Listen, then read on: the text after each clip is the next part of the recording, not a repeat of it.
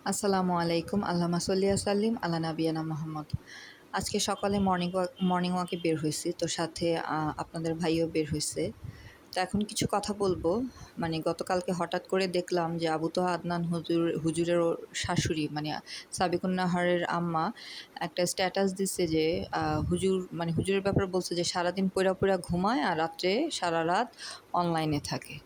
মানে আমি পড়ার পর আমার কাছে এত অস্বস্তি লাগলো। মানে আমাদের যে এত বছরের সংসার, মানে এখনও আম্মার কাছে হাসব্যান্ডের ব্যাপারে একটা কথা বলতে পারি না। মানে বলতে গেলেই চুপ করায় দেয় আর বলে, "হ্যাঁ, চুপ থাকো, হইছে, হইছে।" মানে মনে হয় যেন না, মেয়ের জামাইয়ের ধারা কোনো কিছু অন্যায় হওয়ার মতোই না। আর সেখানে উনারা যেই ধরনের ব্যাকগ্রাউন্ড থেকে আসছে, উনাদের এই ধরনের কার্যকলাপে মানে কী যে বলবো, আমার বলার কোনো ভাষা নাই।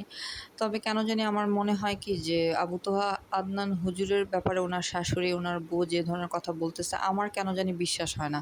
মানে আল্লাহ পাক উত্তম জানে, কিন্তু কেন জানি আমার মন বিশ্বাস করতে চায় না।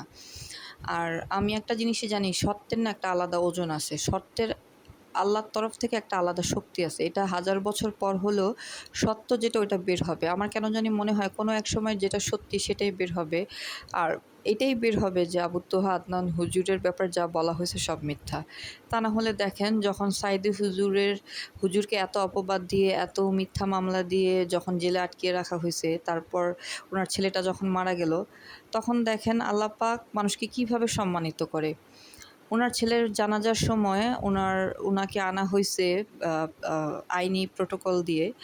উনি এসে জানাজার নামাজ পড়াইছে উনার ছেলের, এবং সেই নামাজের ইমাম ছিল উনি, আর উনার পিছনে শত, শত লোক নামাজ পড়ছে। তখনও বলতে গেলে উনি একজন কয়েদি। কিন্তু ওই যে আল্লাহ পাক উনাকে সম্মানিত করবে, তো বান্দার কী ক্ষমতা? যতই বান্দা অপদস্থ করতে চাক না কেন, আল্লাহ পাক যাকে সম্মানিত করবে তাকে অসম্মানিত করবে কে?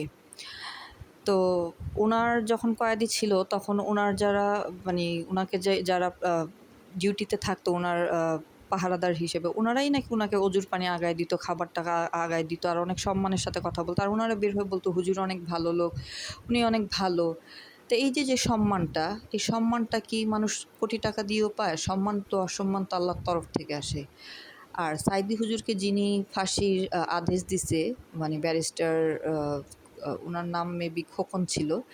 সেই ব্যারিস্টার খোকন টকশোতে এসে খুব গর্ব করে বলছিল যে, "আমি সাইদির আ ফাঁসিনামায় সিগনেচার করছি। আমি আদেশ দিছি।" মানে মনে হলো কি উনি যেন অনেক ভালো একটা পুণ্যের কাজ করছে। দেখেন, সেই ব্যারিস্টার খোকনকে আল্লাহ পাক সেই টোকাই ছোট, ছোট বাচ্চাদের দিয়েও কিন্তু অপদস্থ করছে। টোকাই ছোট, ছোট বাচ্চারা কানে ধরে উঠাইছে, বসাইছে। আবার কোন ময়লার মধ্যে শোয়াইছে। হাঁটুর বয়সী একটা মেয়ে টকশোতে উনাকে অপদস্থ করছে। এটা আসলে বড়, বড় ডিগ্রি নিলে যে ইলমদার হয়ে যায় এরকম না। ইলম আল্লাহর তরফ থেকে আসে। তো দেখেন, উনারে সবাই ঘৃণার চোখে এখনো পর্যন্ত মনে করে। আর সাইদি হুজুর মারা গেছে পর উনার যে মানে পুলিশরা ছিল উনার ওই সময়কার, উনারা জড়ায় ধরে হাউমাউ করে কাঁদছে। স্টিল না, আমি এখনো মনে করতে পারি উনার ফেসটা যখন উনি মারা গেছে, কি সুন্দর নুরানি একটা হাসি দিয়ে মারা গেছে।